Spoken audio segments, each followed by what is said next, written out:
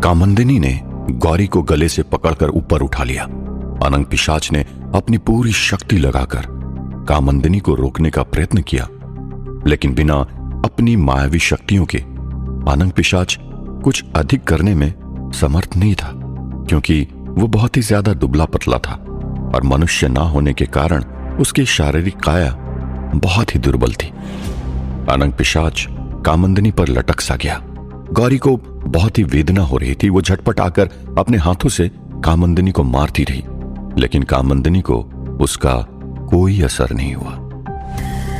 उस तरफ गुफा के अंदर सिद्धार्थ को दीवार के ऊपर पटककर उसे किन्नर बनाने की धमकी देकर कामंदिता सिद्धार्थ का गुप्तांग अपने नाखूनों से काटने के लिए अपना हाथ आगे बढ़ाया। उसी वक्त सिद्धार्थ ने युक्ति लगाई और उसे कहा, मैं तुम्हें संतुष्ट करने के लिए तैयार हूं। यह सुनकर कामंदिता वहीं पर रुक गई। सिद्धार्थ ने कहा, मैं तुम दोनों का असली रूप स्वरूप नहीं जानता था। अब जो मैं तुम दोनों की असली शक्ति को जान चुका हूं, मैं तुम दोनों को संतुष्ट करने के लिए तैयार हूं। यह सुनकर कामंदिता ने कहा, पहले से ही मान जाते तो तुम्हें हमारा यह स्वरूप देखना न पड़ता। सिद्धार्थ ने कहा, अब जबकि मैं तुम दोनों को संतुष्ट करने के लिए तैयार हूं, मेरी भी कुछ शर्तें हैं। कामंदिता ने कहा, शर्तें? मरने वाले शर्त नहीं रखते हैं। सिद्धार्थ ने कहा, तो ठीक है, किन्नर बना दो मुझे, फिर तुम्हें मेरे संभोग का आनंद प्राप्त नहीं होगा। यह सुनकर कामंदिता सोच में पड़ गई। कुछ देर सोचने के बाद उसने अपनी बहन कामंदिनी को आवाज लगाई। कामंदिनी ने गौरी को वहीं पर फेंक दिया और कामंदिता के पास आई। गौरी पानी में गिरकर जोरों से खांसने लगी। अनंग पिशाच तुरंत ही गौरी को संभालने लगा।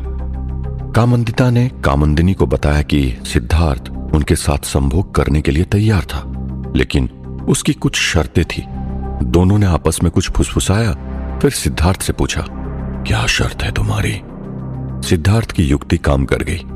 उसने कहा, सबसे पहले तो आप दोनों को अपनी ये राक्षसी स्वरूप त्याग कर वही पहले वाले रूप में आना होगा, और दूसरी शर्त, गौरी के कपड़े लौटाकर उसे और अनंग पिशाच को सही सलामत वहीं पहुंचाना होगा जहां से वे आए थे। दोनों बहनों ने एक दूसरे के सामने देखा और फिर सिद्धार्थ की तरफ देखकर कहा, तुम्हारी दोनों शर्त स्वीकार है। यह सुनकर सिद्धार्थ मुस्कुराया। उसने कहा, अब आप दोनों शर्तों को पूरा करें और मैं आप दोनों का हो जाऊंगा। कामंदिनी और कामंदिता ये सुनकर मुस्कुराई। वो दोनों ने सबसे पहले अपने राक्षसी रूप को त्याग दिया और पहले वाली सुंदर युवती का रूप धारण किया। फिर दोनों के इशारे से कई सारे बेल और लता आकर उनके शरीर से लिपट गए और उनके शरीर के वस्त्र बन गए। फिर कामंदिनी ने अंदर जाकर गौरी के कपड़े बाहर लेकर आई और बाहर जाकर गौरी को उसके कपड़े देकर कहा, जल्दी से पहनकर तैयार हो जाओ, मैं तुम दोनों को वहीं भेज रही हूं जहां से तुम दोनों आए थे। उसके बदले हुए स्वरूप को देखकर गौरी और अनंग पिशाच चौंक गए। कुछ समय पहले भयानक राक्षसी दिखने वाली अचानक से किसी अप्सरा की भांति सुंदर हो गई। गौरी ने उसकी तरफ देखते हुए कहा, मैं सिद्धार्थ को लिए बगैर यहां से नहीं जाने वाली। कामंदिनी ने उससे कहा, तुम्हारे सिद्धार्थ ने ही तुम दोनों को लौटाने को कहा है और तुम्हारा सिद्धार्थ भी तुम्हारे पास जल्द ही लौट आएगा। गौरी ने सिद्धार्थ की तरफ देखा। सिद्धार्थ ने गौरी की तरफ देखा। हां में इशारा किया। गौरी ने सिद्धार्थ की तरफ देखकर चिंतित होते हुए ना में अपना सिर हिलाया। सिद्धार्थ ने गौरी से कहा, देखो, अगर तुम चाहती हो कि हम सब सही सलामत रहे तो बिना बहस करे अनंग पिशाच के साथ लौट जाओ। ये कहते हुए सिद्धार्थ ने गौरी को आंख मारकर इशारा किया। गौरी सिद्धार्थ का इशारा समझ गई और उसने अनंग पिशाच से इशारे में लौटने के लिए कहकर कामंदिनी से कहा, ठीक है, हम लौटने को तैयार हैं, आप हमें पहुंचा दीजिए। कामंदिनी ने गौरी और अनंग पिशाच को अपनी मायावी शक्ति से वहीं पहुंचा दिया जहां से वे दोनों आए थे, उस नाले के किनारे। बूढ़े बाबा सुजान और उनके साथियों के पास गौरी और अनंग पिशाच को देखकर बूढ़े बाबा के सांस में सांस आई और उन्होंने उनसे पूछा कि वे कहां थे और सिद्धार्थ कहां है। गौरी ने उन्हें उसकी और सिद्धार्थ के बीच में हुए मिलन को छोड़कर बाकी सब बात बता दिया। ये सुनकर बूढ़े बाबा ने कहा, हमें किसी न किसी तरह सिद्धार्थ को वहां से निकालना होगा। गौरी ने कहा, हमें उसे वहां से निकालना तो होगा, लेकिन सिद्धार्थ ने हमें बड़ी चतुराई से यहां पर भेजा है। अगर हम फिर से वहां पर गए तो हो सकता है कि उसकी योजना असफल हो जाए। बूढ़े बाबा ने कहा, लेकिन उसे हमारी सहायता की जरूरत हुई तो? अनंग पिशाच ने कहा, आप फिक्र मत करिए, सिद्धार्थ भैया पर मुझे पूरा भरोसा है। वो किसी न किसी तरह जरूर उन दोनों राक्षसियों से खुद की रक्षा कर लेंगे, और अगर न कर पाए तो फिर सौम्या परी तो है ही, वो सिद्धार्थ भैया को कुछ नहीं होने देगी। अनंग पिशाच के मुंह से सौम्या परी की बात सुनकर गौरी को अच्छा नहीं लगा और गौरी ने इस बात को नजरअंदाज कर दिया। उस तरफ गौरी और अनंग पिशाच को अपने स्थान पर पहुंचाकर उन दोनों ने सिद्धार्थ की दूसरी शर्त भी पूरी कर दी। अब दोनों सिद्धार्थ के पास आई और बड़े कामुक तरीके से उसे कहा, तुम्हारी दोनों शर्तें हमने मान ली और उसे निभा भी दिया। अब तुम्हारा वादा निभाने का वक्त आ गया राजकुमार। सिद्धार्थ ने कहा, आप लोगों ने अपना वादा निभाया, अब मैं भी अपना वादा निभाऊंगा। दोनों ने एक दूसरे के सामने उत्साहित होकर देखा और दोनों ही सिद्धार्थ के ऊपर चढ़ने गई। सिद्धार्थ ने दोनों को कहा, अरे अरे सब्र करो, असली मजा तो धीरे धीरे आता है, क्योंकि इतनी घाई तो अक्सर जानवर किया करते हैं। कामंदिनी और कामंदिता दोनों इस बात से सहमत हुई। तब सिद्धार्थ ने कहा, लेकिन देखो, मैं इंसान हूं, कोई देव, यक्ष या गंधर्व नहीं जो दोनों को एक साथ संतुष्ट कर सकूं। मैं दोनों को एकदम संतुष्ट कर दूंगा, लेकिन एक एक करके, एक साथ नहीं। ये सुनकर दोनों सोच में पड़ गई।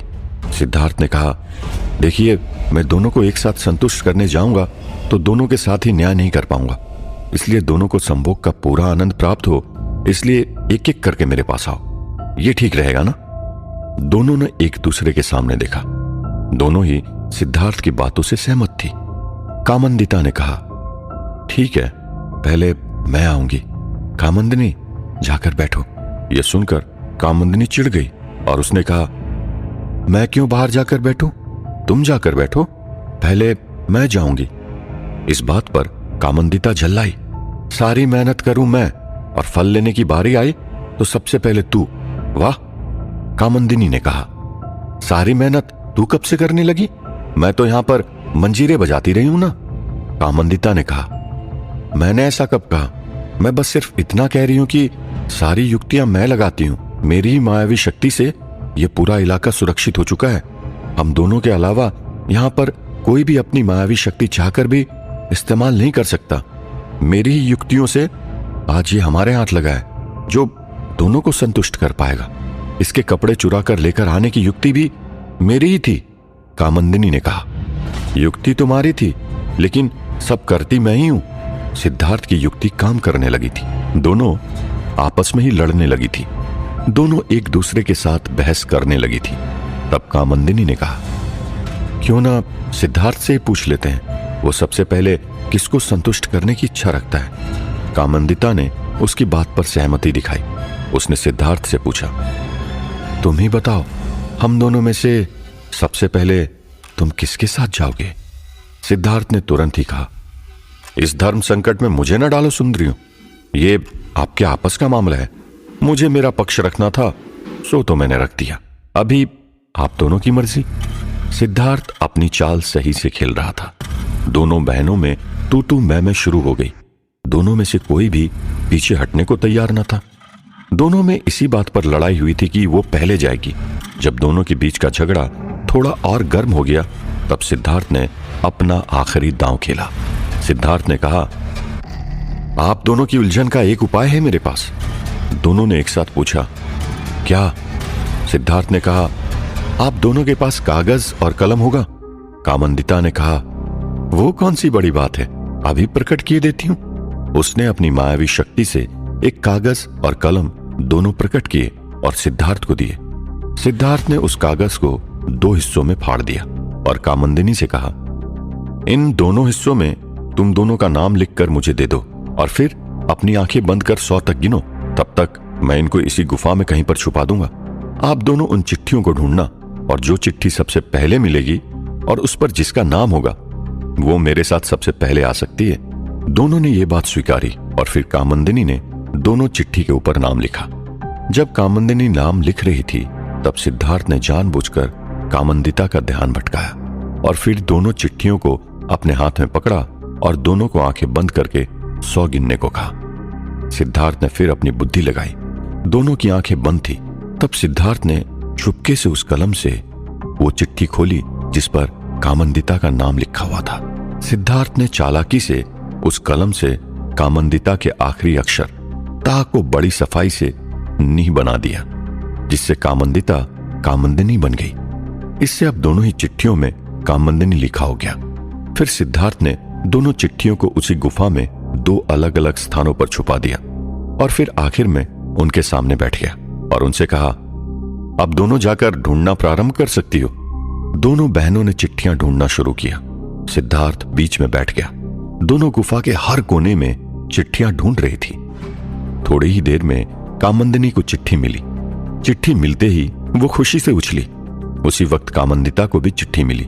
दोनों चिट्ठियां लेकर सिद्धार्थ के पास आई और अपनी अपनी चिट्ठियां सिद्धार्थ के हाथ में थमा दी।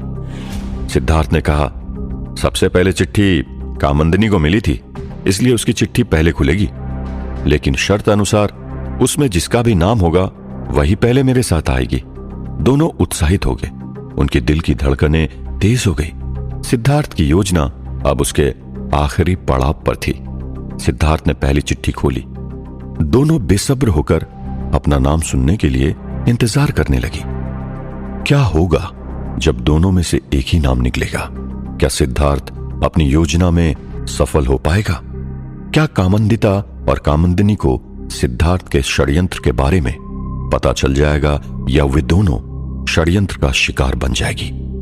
जानने के लिए सुनते रहिए वीरानगढ़